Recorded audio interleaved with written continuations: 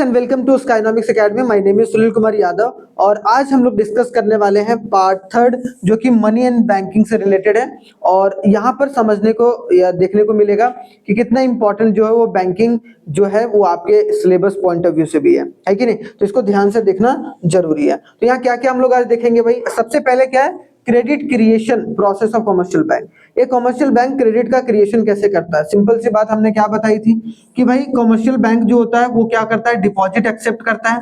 क्या करता है भाई, डिपॉजिट एक्सेप्ट करता है। और ग्रांट क्या करता है, ग्रांट करता है लोन्स एंड एडवांसेस। ठीक है, ग्रांट क्या करता है, लोन्स। और उसके बीच में मतलब एक्सेप्ट करेगा, ठीक है, 5% रेट ऑफ इंटरेस्ट वो लोगों को देता है, लेकिन वो लोन के रूप में जो देता है उस पर higher rate of interest charge करता है। और इन दोनों के बीच का जो डिफरेंस है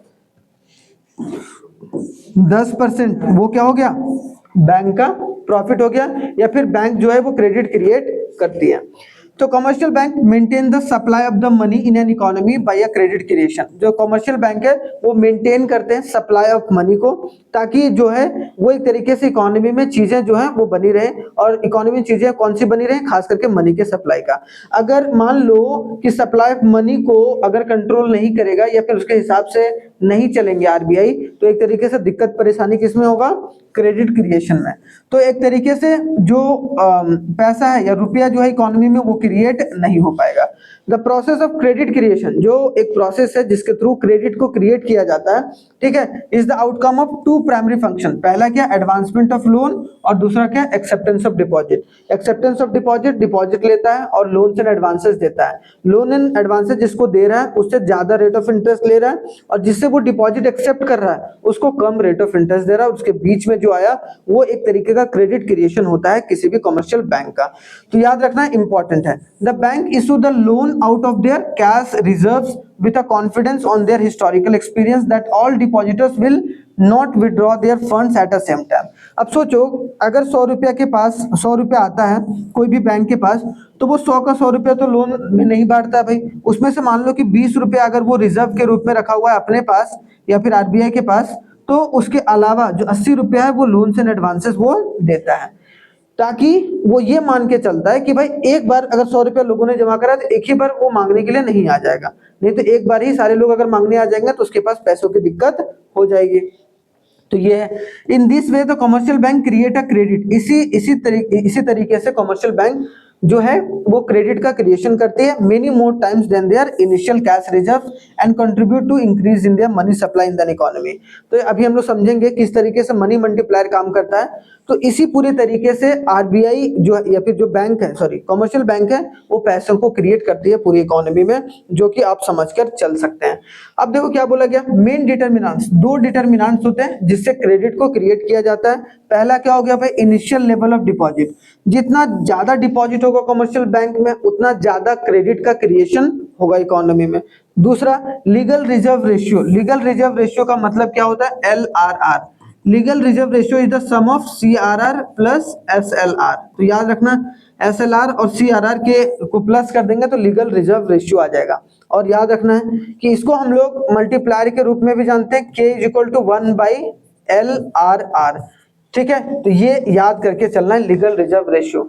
money multiplier is equal to 1/LRR या फिर into initial deposit. Initial deposit भी हम लोग देखते हैं भाई, इनिशियल डिपॉजिट क्या है, ठीक है। इनिशियल डिपॉजिट, जो भी इनिशियल डिपॉजिट होता है उसको भी हम लोग तवज्जो देकर चलते हैं। तो ये दो डिटर्मिनेंट्स होते हैं जिसके थ्रू जो है कोई भी कमर्शियल बैंक मनी को मल्टीप्लाई कर पाता है। ठीक है, क्या एजम्पशन है भाई, जब क्रेडिट का क्रिएशन हो रहा है तो दो एजम्पशन रख रहा है। क्या भाई, entire banking system is taken into a single unit and refer to as a bank. कि सारे बैंक जो हैं वो एक तरीके से सिंगल यूनिट के रूप में ट्रीटमेंट किया जाए। दूसरा, all transaction in economy are routed through a bank. कि सारे जितने भी ट्रांजैक्शन होंगे, ठीक है, जितने भी ट्रांजैक्शन होंगे वो सब सारे किसके थ्रू होंगे, बैंक के थ्रू होंगे। ठीक है, मतलब कैश वगैरह में डील नहीं किया जा रहा है, तभी एक तरीके से क्रेडिट क्रिएशन को निकाला जा सकता है। इसमें देखो सबसे इंपॉर्टेंट है लीगल रिजर्व रेशियो। मैंने क्या बोला भाई, legal reserve ratio, it is the total amount. क्या, it is the total amount of the deposit that each commercial bank must keep with the central bank and with itself. दो चीज होता है भाई, एक तो SLR होता है, SLR का मतलब स्टैट्यूटरी लिक्विडिटी रेशियो, एक होता है CRR। Cash reserve ratio, cash reserve ratio bank को अपने पास रखना पड़ता है, ठीक है, नहीं बैंक को किसी पास रखना पड़ता है, आरबीआई के पास रखना पड़ता है, आरबीआई के पास रखना पड़ता है, ठीक है। और एसएलआर जो है वो खुद जो बैंक होता है खुद बैंक को अपने पास रखना पड़ता है, ऐसे तो समझ में आ जाएगा, बैंक को अपने पास रखना पड़ता है, ठीक है। तो दो तरीके से जो भी पैसा डिपॉजिट होता है कोई भी कमर्शियल बैंक को, वो एसएलआर और सीआरआर के रूप में पैसे को रखना पड़ता है, उसको सिक्योरिटी के रूप में, ठीक है। तो अगर इन दोनों को जोड़ दिया जाए तो वो लीगल रिजर्व रेशियो को जन्म देता है, ठीक है। तो याद रखना, it the sum of cash reserve ratio plus statutory liquidity ratio forms legal reserve ratio, ठीक है। आगे देखो, what you mean by money multiplier. Money multiplier generally आप याद रखना K इज इक्वल टू क्या होता है भाई, money multiplier, K is equal to money multiplier, और K का फॉर्मूला होता है 1 बाई लीगल रिजर्व रेशियो।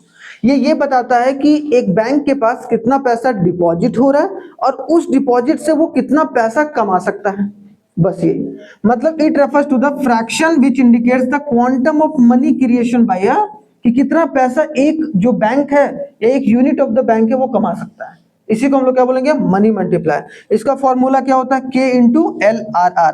और कितना पैसा क्रिएट होगा वो कैसे पता चलेगा भाई, कितना पैसा क्रिएट होगा वो कैसे पता चलेगा, इनिशियल डिपॉजिट, कितना इनिशियल डिपॉजिट, जो भी इनिशियल डिपॉजिट हुआ है और उसको अगर मल्टीप्लायर से हम क्या करें, इनटू करते हैं। जैसे मान लो सिंपल सी बात एक समझ लो, इनिशियल डिपॉजिट मान लो कि 1000 करोड़ का हुआ है, ठीक है, उसमें लीगल रिजर्व रेशियो 1 बाई क्या हो गया, LRR। मनी मल्टीप्लायर का फॉर्मूला क्या है भाई, मनी मल्टीप्लायर का फॉर्मूला क्या है, 1 by LRR, legal reserve ratio. अब लीगल रिजर्व रेशियो अगर मान लो कि आपका 10% है तो 10% का मतलब क्या हो गया भाई, 1000 इंटू 1 बाई 10, इसका मतलब क्या हो गया, 100 गुना पैसा क्रिएट किया जा सकता है, समझ रहे हो, 100 गुना पैसा क्रिएट किया जा सकता है कोई भी कॉमर्शियल बैंक के थ्रू, समझ रहे हो, ये वाला इंपॉर्टेंट है भाई आप लोगों के लिए, आईएससी के लिए।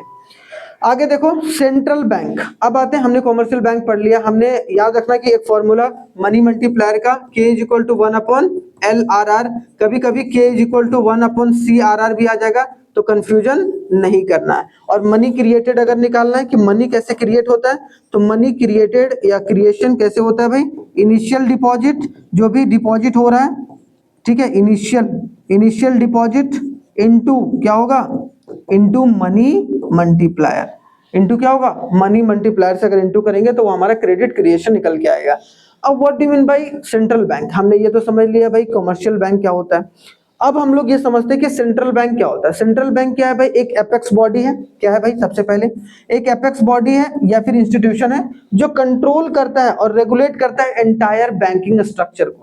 हमारे देश में जो भी बैंकिंग फैसिलिटी दिया जाता है वो सब सारे किसके कहने पर दिया जा रहा है, सेंट्रल बैंक। और सेंट्रल बैंक हमारे देश का कौन है, आरबीआई है, ठीक है, जो कि याद रखना है। यहाँ पर एक कभी कभी पूछ लिया जाता है कि सेंट्रल बैंक ऑफ अमेरिका क्या हो, क्या नाम है भाई, अमेरिका सेंट्रल बैंक का नाम क्या, फेडरल रिजर्व, ठीक है, या फेड रिजर्व भी बोलते हैं उसको, क्या बोलते हैं, फेड रिजर्व भी बोलकर चलते हैं, तो ये याद रखना है। तो हमारे देश का सेंट्रल बैंक आरबीआई है जो पूरे बैंकिंग सिस्टम को कंट्रोल और रेगुलेट करता है। उसमें देखना सबसे पहला क्या है भाई, regulatory role of the central bank. पहले क्या था, जब आरबीआई कब बना भाई, 1935 में, ठीक है, 1 अप्रैल 1935 को आरबीआई बना। उसके पहले आरबीआई प्राइवेट के हाथ में था, मतलब वो सरकार के हाथ में नहीं था, कोई प्राइवेटली बॉडी जो है वो चलाते थे, जिसके वजह से क्या होता था कि वो ज्यादा कंट्रोल करता था, रेगुलेट कम करता था। अब कंट्रोल और रेगुलेशन में क्या अंतर है, एक है कि मैं बोल रहा हूँ कि जो मैं बोल रहा हूँ वही करो, और दूसरा मैं बोल रहा हूँ भाई जो मैं बोल रहा हूँ वो करते जाओ, साथ ही साथ अपना भी दिमाग लगाते जाओ, ठीक है, क्यों, क्योंकि मैं रिसर्च करने वाला हूं। तो क्या कर रहा है भाई, तो आरबीआई ने क्या करना शुरू करा, 1935 के बाद रेगुलेट करना शुरू करा, तो वो रेगुलेटरिंग रोल ज्यादा हो गया इन कंपेयर टू कंट्रोलिंग। तो सिर्फ कंट्रोल किसको करता था, control the money supply, control of money supply, ठीक है, मनी सप्लाई को कंट्रोल करने का जो जिम्मेदारी है वो तो दिया गया किसको, सेंट्रल बैंक को। और बोला गया regulate the banking system, to regulate the banking system, ठीक है। और पूरे बैंकिंग सिस्टम को रेगुलेट करने की बात जो है वो की गई आरबीआई। अभी आरबीआई के गवर्नर कौन है, याद रखना है, Shaktikanta Das. Present governor of RBI कौन है, प्रेजेंट गवर्नर ऑफ आरबीआई कौन है भाई, शक्तिकांत दास। ठीक है, तो याद रखिएगा शक्तिकांत दास। ठीक है, शक्तिकांत दास है?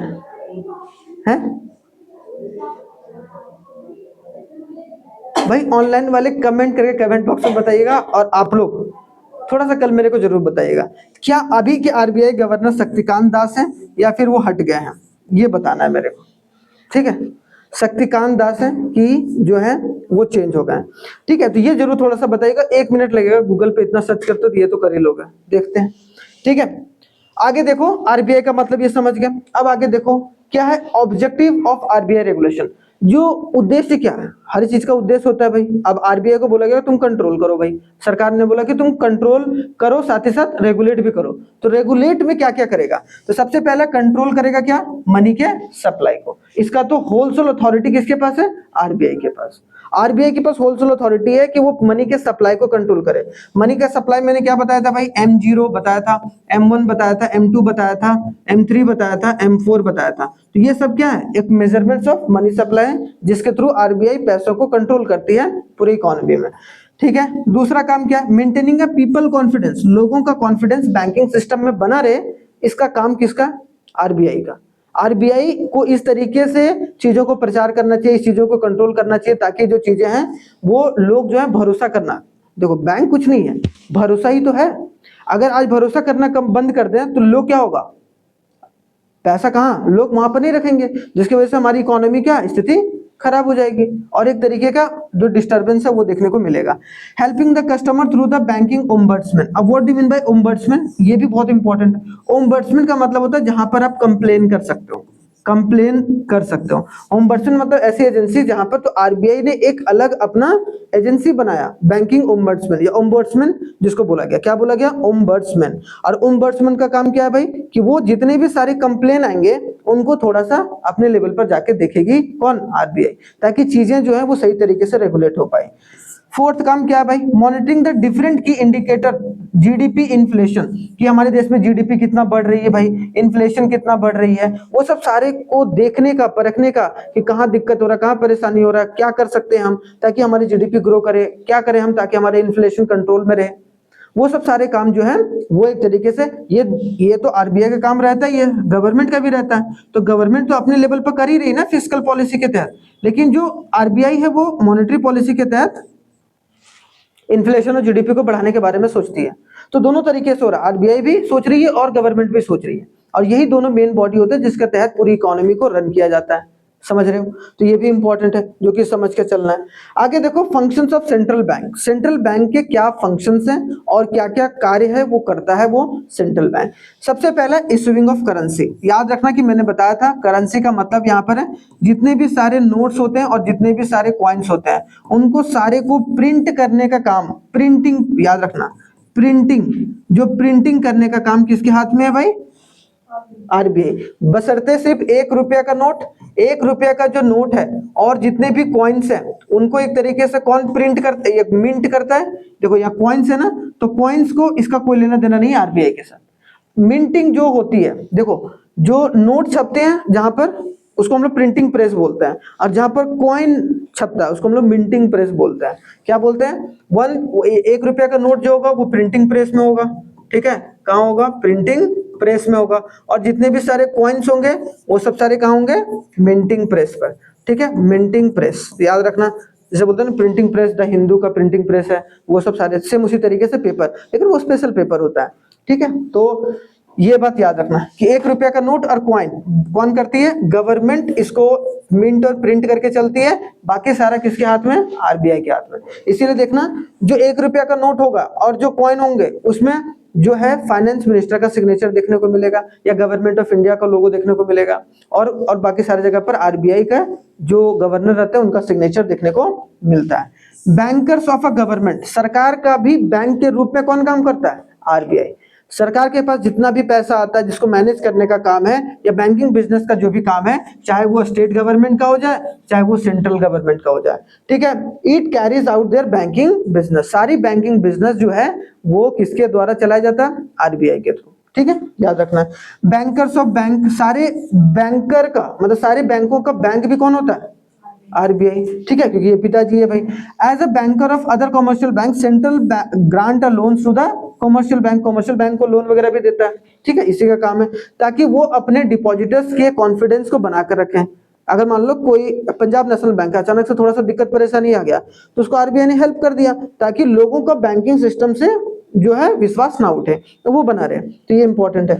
लेंडर ऑफ लास्ट रिजॉर्ट, बहुत बार बोला जाता है लेंडर ऑफ लास्ट रिजॉर्ट। अगर बैंकों को कहीं से भी पैसा नहीं मिल पा रहा है या स्थिति बहुत खराब हो गई तो सबसे लास्ट उपाय कौन बचता है?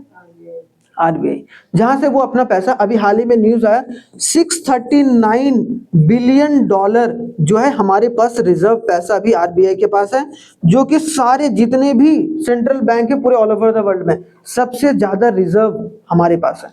तो ये बताता है कि हमारी इकोनॉमी, अभी बोला जा रहा है, ठीक है, अभी हाल ही में जो गवर्नर हैं अभी आरबीआई के, अब बताना, अभी नाम नहीं बताऊंगा मैं, अभी निकलने वाला था, तो यहाँ पर क्या है कि जो उन्होंने क्या बोला भाई, गोल्डी लॉक पीरियड चल रहा है। क्या बोला जा रहा है? गोल्डी लॉक। हाँ, अब मेरे को लग रहा है, ऐसा क्यों लग रहा है पता नहीं, कि इससे रिलेटेड जो है पैसेज या फिर केस बेस्ड स्टडीज जो है पूछा जा सकता है, सीबीएसई में हो या फिर आईएससी में हो, पूछा जा सकता है। अब गोल्डी लॉक पीरियड का मतलब क्या होता है? गोल्डी लॉक पीरियड ऐसा पीरियड होता है कोई भी इकोनॉमी के लिए जहां पर, देखो गोल्डी लॉक पीरियड क्या होता है भाई, एक ऐसा पीरियड होता है इकोनॉमी के लिए जहां पर जो है इकोनॉमी बहुत अच्छे तरीके से चल रही हो, इकोनॉमी ग्रो कर रही हो, मतलब जीडीपी ग्रो कर रही है और इन्फ्लेशन कंट्रोल में, जीडीपी ग्रो कर रही है, इन्फ्लेशन कंट्रोल में और कोई दिक्कत परेशानी नहीं है, तो वो इकोनॉमी बोलते हैं गोल्डी लॉक इकोनॉमी, ठीक है, वहां पर इंप्लॉयमेंट भी सही तरीके से, तो वो सब सारी चीजों को कोई भी दिक्कत परेशानी नहीं। ये हमारे आरबीआई गवर्नर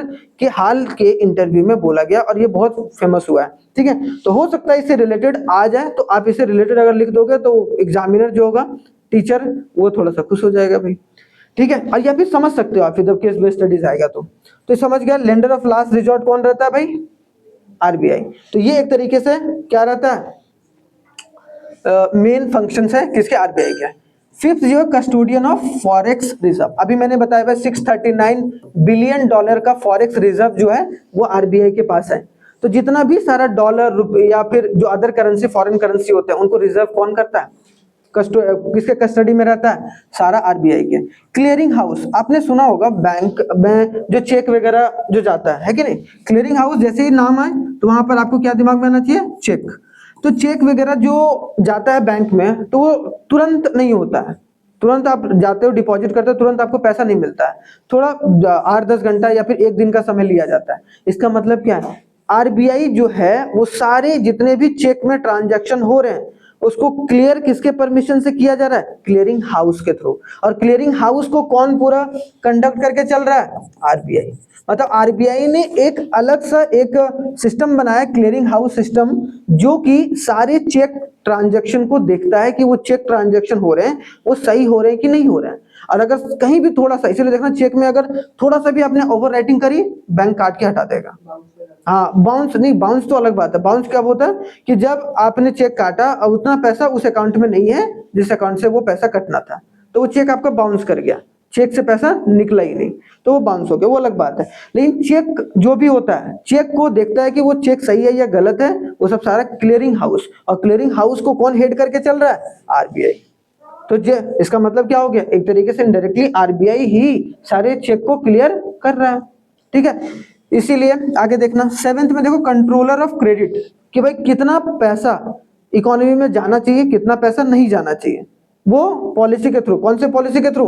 मॉनेटरी पॉलिसी के थ्रू कंट्रोल करती है आरबीआई। फिर collection and publication of data, data वगैरह पब्लिश करना कि कितना हमारा ऑनलाइन ट्रांजैक्शन हुआ है, कितना हमारे पास अभी धन है, कितना फॉरेन ट्रांजैक्शन हुआ है, कितने टूरिस्ट ने यहाँ पर आकर जो है वो टूरिज्म करी जिसके तहत जो है वो हमारे फॉरेन एक्सचेंज को जो है वो डील किया है। तो ये सब सारी चीजों का इंफॉर्मेशन, डेटा वगैरह जो पब्लिकली प्रोवाइड कराने का काम किसका है? आरबीआई। और सारे आरबीआई वेबसाइट पर पब्लिकेशन आपको देखने को मिलते हैं, ठीक है। सुपरविजन ऑफ बैंक, बैंक को सुपरवाइज कौन करता है भाई, कि बैंक सही तरीके से काम कर रहा है कि नहीं कर रहा है, आरबीआई। तो ये जनरली आपको 9 काम है जो कि आप देख सकते हैं, ठीक है, यहां तक कोई दिक्कत परेशानी नहीं। अब आते हैं थोड़ा सा इन्फ्लेशन। हमने क्या बोला कि इन्फ्लेशन और जीडीपी के मामले में जो आरबीआई है वो एक तरीके से बहुत सख्त कदम जो है उठाकर चलती है, और आरबीआई या फिर गवर्नमेंट का मानना है कि हमारा जो इन्फ्लेशन है वो 4 ± 2 में होना चाहिए, मतलब 2 कम से कम और 6 सबसे ज्यादा। अगर इतने परसेंट के आसपास हमारी इन्फ्लेशन है, महंगाई है, तो महंगाई कंट्रोल है।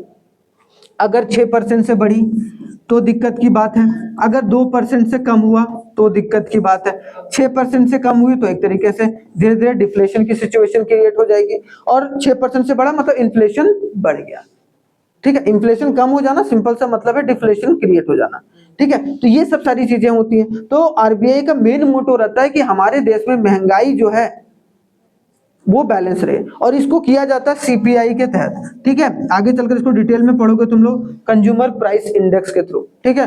कंज्यूमर प्राइस इंडेक्स की जो कंज्यूमर एक तरीके से खरीद रहा है जिस प्राइस पर, वो प्राइस महंगा हुआ है कि नहीं महंगा हुआ है, वो चीज डिसाइड होता है यहाँ पर सीपीआई के थ्रू, ठीक है, कंज्यूमर प्राइस इंडेक्स।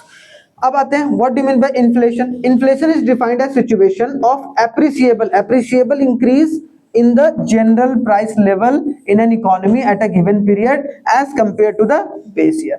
मान लो कि बेस ईयर अभी 2011 है, ठीक है। अभी हाल ही में बात किया जा रहा है कि 2021 और 22 जो है वो बेस ईयर कर दिया जाएगा, लेकिन मान लो 2011 में किसी भी चीज का दाम 50 रुपया था, तो हम लोग बोलेंगे भाई अभी 2025 में इसका दाम मान लो कि 150 रुपया हो गया, तो हमारा महंगाई कितना बढ़ा, तो हमारी महंगाई यहाँ पर मान लो कि 3 गुना बढ़ी भाई, है ना। तो क्या उतने गुना जो है इनकम बढ़ा है कि नहीं बढ़ा है, तो ये सब सारी चीजों के बारे में जानकारी जो है इन्फ्लेशन के तहत निकाल सकते हैं। इन्फ्लेशन का मतलब क्या है भाई, rise in the general price. याद रखना कि अगर कीमतों में बढ़ोतरी हो जाती है या कीमत बढ़ जाती है किसी भी चीज की इकोनॉमी में, तो उसको हम लोग क्या बोलते हैं, इन्फ्लेशन। और उसमें एक चीज का नहीं, बहुत सारी चीजों की कीमत बढ़ने की वजह से जो कंज्यूमर यूज कर रहे हैं उसके वजह से महंगाई बढ़ती है। ऐसा नहीं कि बोतल का दाम बढ़ गया तो हम लोग बोल देंगे महंगाई बढ़ गई।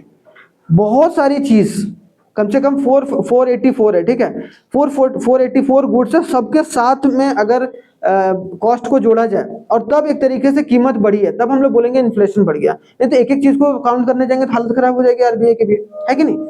तो यहाँ पर क्या बोला गया, तो इसके लिए क्या करना, it is considered as a gradual loss of buying the power of a particular currency.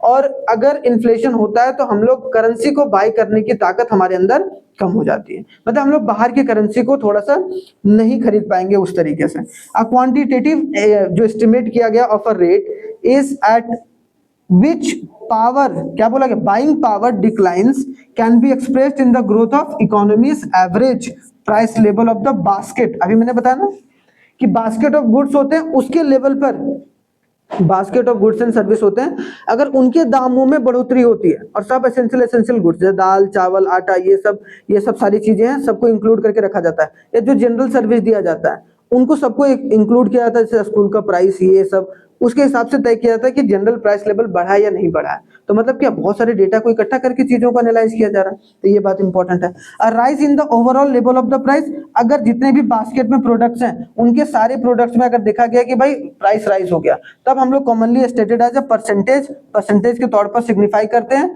और इसका ये मतलब होता है that unit of a money by less than it did previously. मतलब मान लो कि पहले 100 ग्राम का दाम कितना था, 100 रुपया था भाई, ठीक है। अब मान लो कि वही 100 ग्राम का दाम कितना हो गया, 200 रुपया हो गया। इसका सिंपल सी बात क्या है कि हमें अब उतने ही ग्राम, उतनी ही क्वांटिटी खरीदने के लिए ज्यादा पैसा लेना पड़ा, मतलब चीजें महंगी हो गई। सिंपल सी बात है, सेम यूनिट को लेने के लिए हमें ज्यादा पैसा खर्च करना पड़ रहा है, then we can call it as inflation occurs. आई बात समझ में, तो ये बात इंपॉर्टेंट है जो कि समझ के चलना है। आगे आते हैं, दो तरीके का इन्फ्लेशन होता है, डिमांड पुल इन्फ्लेशन और डिमांड या फिर पुश इन्फ्लेशन, कॉस्ट पुश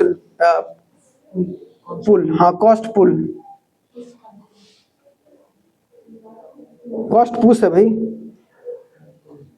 हाँ ठीक है, वही मैं सोचूं क्या होता है भाई। सबसे पहले क्या है, डिमांड पुल इन्फ्लेशन और कॉस्ट पुश इन्फ्लेशन। अब यहां समझना कि एक तरीके से inflation that originate from the demand forces, इसको भूल जाना अभी फिलहाल, ठीक है। क्या बोला गया भाई समझो यहाँ पर, inflation that originated from the demand force. हम क्या बोलते हैं जनरली कि भाई यार हो गया ना, जैसे मान लो डिमांड पुल बोला है कि डिमांड बढ़ गया, कोई भी चीज था पहले कम डिमांड किया जा रहा था, अब उसकी डिमांड बढ़ गई, और डिमांड बढ़ने की वजह से चीजों की कीमत जो है वो बढ़ी है, मतलब क्या हुआ है, इन्फ्लेशन अकर हुआ है। तो हम लोग उसको कौन सा इन्फ्लेशन बोलेंगे, डिमांड की वजह से हुआ, डिमांड की वजह से, डिमांड के बढ़ने की वजह से प्राइस में जो है वो चेंजेस देखने को मिली है, तो उसको हम लोग क्या बोलेंगे भाई, डिमांड पुल इन्फ्लेशन बोलकर चलेंगे, ठीक है। तो याद रखना इंपॉर्टेंट है। आगे आ जाओ, कॉस्ट पुश इन्फ्लेशन क्या होता है, what do mean by cost push inflation. Cost push inflation occurs when the aggregate supply of the goods and service decline due to the increase in the production cost. अब क्या हुआ समझो कि जो कच्चा माल इस्तेमाल कर रहे थे ना, हम रॉ मटेरियल वगैरह इस्तेमाल कर रहे थे ना, उसकी दाम बढ़ी है, जिसके वजह से कॉस्ट ऑफ प्रोडक्शन बढ़ा है। समझ रहे हो, डिमांड वगैरह नहीं बढ़ा है, डिमांड वगैरह जो है वही था, लेकिन चूंकि रॉ मटेरियल का कॉस्ट बढ़ गया, जैसे मान लो कि ये पेन का रॉ मटेरियल का कॉस्ट बढ़ गया, जिसके वजह से कॉस्ट ऑफ प्रोडक्शन बढ़ गया, इसकी लागत बढ़ गई भाई, है कि नहीं, और जिसके वजह से जो है वो प्राइस बढ़ा है। समझ में आया क्या बोला मैंने, कि जो भी इनपुट जो रिसोर्सेस हैं उनके प्राइस में बढ़ोतरी होने की वजह से कॉस्ट ऑफ प्रोडक्शन में बढ़ोतरी होना, और उसके वजह से प्राइस बढ़ना ही हमारा क्या हो गया, कॉस्ट पुश इन्फ्लेशन बोलकर चलते हैं, ठीक है। तो याद रखना मींस क्या है, it means the price are pushed by the rise in the cost of any of the four production component, that is labour, capital, land, entrepreneurship, है कि नहीं। हो सकता है कि लेबर पहले से ज्यादा ले रहा हो सकता है कि जमीन में रेंट वगैरह बढ़ा दिया गया हो, ठीक है, जिसके वजह से जो है वो चीजों का प्राइस बढ़ा, डिमांड की वजह से नहीं बढ़ा, क्योंकि डिमांड की वजह से बढ़ेगा तो डिमांड पुल इन्फ्लेशन, कॉस्ट ने जबरदस्ती बढ़ाया है प्राइस और डिमांड ने पुल किया है, वो अलग बात है। यहाँ पर इसके वजह से अब सोचो कॉस्ट ऑफ प्रोडक्शन बढ़ा, इसके वजह से एग्रीगेट जो सप्लाई है वो कम हो गया, सिंपल सी बात है, ठीक है। तो ये याद रखना जो कि इंपॉर्टेंट है। आगे आ जाओ भाई, आगे जो कल पढ़ेंगे उसका मैं थोड़ा सा ब्रीफ यहाँ पर दे रहा हूँ कि क्रेडिट कंट्रोल, ये आपका लास्ट पार्ट होगा पूरा मनी इन बैंकिंग का, कि क्रेडिट कंट्रोल किस तरीके से करती है आरबीआई। बहुत इंपॉर्टेंट है, सवाल यहाँ से डायरेक्टली आ सकता है। दो तरीके से सर जो आरबीआई होती है वो क्रेडिट को कंट्रोल करती है, क्रेडिट को मतलब flow of money in an economy को कंट्रोल करती है। पहला है क्वांटिटेटिव मेथड और दूसरा है क्वालिटेटिव मेथड। याद रखना क्वांटिटेटिव मेथड में आपको पढ़ना है बैंक रेट पढ़ना है, रेपो रेट पढ़ना है, रिजर्व रेपो रेट पढ़ना है, ओपन मार्केट ऑपरेशन पढ़ना है, सीआरआर पढ़ना है और एसएलआर पढ़ना है। तो ये चीजें जो है ये रेट्स हैं जो कि सरकार मॉनेटरी पॉलिसी कमेटी आरबीआई की चेंज करती है as per the need of the economic. समझ में आया, इकोनॉमी की जैसी नीड है उसके हिसाब से बैंक रेट में चेंज होता है। आरआर में रेपो रेट हो गया, रिवर्स रेपो रेट हो गया, सारे के डेफिनेशन भी बताऊंगा, ओपन मार्केट ऑपरेशन, सीआरआर और एसएलआर। कुछ जो क्वालिटी को भी मेंटेन करने का काम, ताकि हमारी बैंकिंग सिस्टम की क्वालिटी अच्छी रहे हमेशा, तो उसको मेंटेन करने के लिए मार्जिन रिक्वायरमेंट, मोरल सुसेशन, ठीक है, मोरल सुसेशन, ये सब कुछ इंपॉर्टेंट टर्म्स हैं जो कि एक तरीके से इस्तेमाल किए जाते हैं या फिर जिसको हम समझने की कोशिश कल करेंगे, ठीक है। तो इंपॉर्टेंट है ये वाला चीज समझ के चलना है। चलिए ठीक है, तो थैंक यू वेरी मच, जय हिंद, मिलते हैं नेक्स्ट वीडियो में, तब तक आप लोग अपना बहुत बहुत ख्याल रखिएगा, धन्यवाद। और एक बात और कि 16 तारीख से क्वेश्चन की भी प्रैक्टिस शुरू हो जाएगी, मतलब 3 दिन अगर कॉमर्स की पढ़ाई होगी तो 3 दिन या 4 दिन आपका जो होगा वो क्वेश्चन की प्रैक्टिस होगी, इकोनॉमिक्स की और जो कॉमर्स के, दोनों के साथ साथ क्वेश्चन की प्रैक्टिस लगातार 1 महीना करेंगे, मतलब 15 जनवरी से लेकर लगभग 10-12 फरवरी तक। और जो भी एग्जाम का गैप है, एग्जाम आई होप सो आप लोगों का एग्जाम जो है 12th आईएससी का ना, 12th आईएससी का जो कॉमर्स का एग्जाम है वो 27 फरवरी को है, और 27 फरवरी को आपका कॉमर्स का है और 23 मार्च को आपको इको का है, ठीक है। तो 23 मार्च को इको है, मतलब आपको 27 फरवरी से 23 मार्च, तो इको का फिर से रिवीजन होगा भाई उस वक्त, ठीक है, 27 मार्च तक, मतलब 1 महीना में फिर से मिलेगा इको को रिवाइज करने का लगभग, हाँ लगभग, मतलब 27 फरवरी को आपका कॉमर्स का एग्जाम है। 27 फरवरी को क्या है, 20 को अकाउंट्स है, हाँ 20 को आपका अकाउंट्स है, 20 फरवरी को अकाउंट्स है, 20 फरवरी को आपको क्या है भाई, अकाउंट्स है, ठीक है। और 27 फरवरी को आपका कॉमर्स है, और इकोनॉमिक्स है आपका 23 मार्च को, ठीक है। 23 मार्च को आपका क्या है, 23 मार्च को है आपका इको का। तो इसमें दिक्कत परेशानी है ही नहीं, ठीक है, इसमें मैं करवा दूंगा। लेकिन बात है कॉमर्स का, इसीलिए कॉमर्स का लगातार वीडियो देखना जरूरी है ऑनलाइन वालों के लिए। बाकी पीडीएफ जो होगा वो आपको एप्लीकेशन के थ्रू, वहां पर बहुत सारे एमसीक्यूज भी मैंने डाल रखे हैं, उसको प्रैक्टिस करिएगा, ठीक है। तो लगभग समय आपको देखने को मिलेगा कि चीजें जो है चलेंगी, कि अकाउंट्स का टेंशन खत्म हो जाएगा, फिर हमारे पास ये 2 मेन सब्जेक्ट बचेंगे जिसको फोकस करके चलना है, ठीक है। तो यहाँ 7 दिन भी है गैप, तो बीच में ये 7 दिन में हम लोग 2-2 घंटे में लगभग सारी चीजें, मतलब 2 घंटे आईएससी की क्लास होगी, हर रोज क्वेश्चन की प्रैक्टिस की, जो इस दौरान मतलब 6 दिन मतलब 12-13 घंटे में पूरा कॉमर्स कंप्लीट करेंगे वहां पर फिर से दोबारा। तो 15 तारीख से अगर आपने ज्वाइन किया, 15 तारीख से अगर क्वेश्चन शुरू करा आपने और कॉन्सेप्ट वाला वीडियो शुरू करा, तो 15 जनवरी से 10 फरवरी तक, ठीक है, 10 फरवरी तक या फिर 12-13 फरवरी तक जब भी होगा उसके हिसाब से कॉमर्स वगैरह चलेगा, ठीक है। खास करके क्वेश्चंस इको और कॉमर्स दोनों के, ताकि आप भूले ना, ऐसा ना हो कि मैं कॉमर्स छोड़ इकोनॉमिक्स छोड़ ही रहे हैं और लास्ट में हम लोग इकोनॉमिक्स 28 फरवरी को निकाल रहे हैं, तो गए काम से, तो फिर कुछ नहीं होगा, ठीक है। तो चलिए, थैंक यू वेरी मच, मिलते हैं नेक्स्ट क्लास में, तब तक आप लोग अपना बहुत बहुत ख्याल रखें।